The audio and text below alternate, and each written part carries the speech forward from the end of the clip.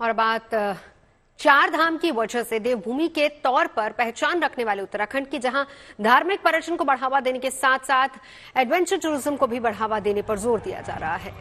पर्वतारोहण, bungee jumping, paragliding, kayaking, canoeing, scuba diving, river rafting और snorkelling के बाद अब जायरोकॉप्टर सेवा को शुरू करने की तैयारी है। तो सबसे पहले इसकी शुरुआत धर्मनगरी हरिद्वार से होने वाली है। सबसे अहम बात यह है कि भारत में पहली बार लोग जायरोकॉप्टर सेवा का लुत्फ उठा पाएंगे।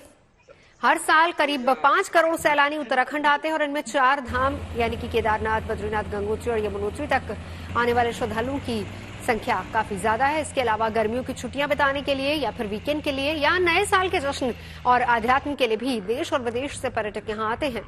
हरिद्वार, ऋषिकेश, देहरादून, मसूरी, नैनीताल, भीमताल, लांसडाउन, टिहरी, रुद्रप्रयाग, चमोली, पिथौरागढ़, बागेश्वर, चंपावत, अल्मोड़ा, उत्तरकाशी भी घूमने बड़ी संख्या में सैलानी पहुंचते हैं और इन जगहों पर एडवेंचर स्पोर्ट्स यानी साहसिक खेलों के शौकीनों के लिए कई विकल्प मौजूद है। और इसी कड़ी में अगले महीने से जायरोकॉप्टर सेवा शुरू होने जा रही है, जिसका ट्रायल हरिद्वार में लगातार चल रहा है। 16 दिसंबर यानी 2 दिन पहले सफल परीक्षण भी किया जा चुका है और दावे के मुताबिक भारत में पहली बार दिख रहे जायरोकॉप्टर एक तरह का हेलीकॉप्टर ही है, लेकिन इसकी तुलना में काफी छोटा होता है।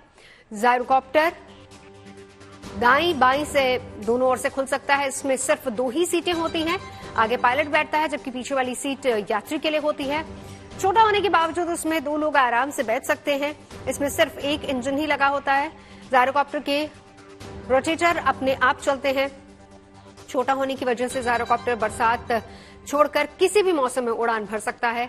सुरक्षित उड़ान भरने में इन्हें किसी भी तरह की कोई दिक्कत नहीं आती। अब जाहिर सी बात है, वजन में हल्के होने की वजह से इसे कहीं भी आराम से लैंड भी कराया जा सकता है। जर्मनी से इंपोर्ट किए गए जायरोकॉप्टर को शुरू में सिर्फ और सिर्फ ट्रेन पायलट्स ही उड़ाएंगे और शुरुआती दौर में लाए जा रहे 10 जायरोकॉप्टर एक दिन में 250 से 300 सैलानियों को यात्रा करवा पाएंगे।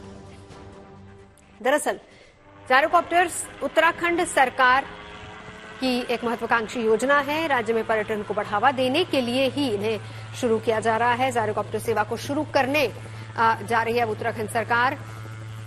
रजस एरोस्पोर्ट्स कंपनी के एमडी मनीष सैनी का कहना है कि करीब 20 से 25 मिनट में 60 किलोमीटर की हवाई सफर तय किया जा सकता है और इसका किराया होगा 5,000 रुपए तक।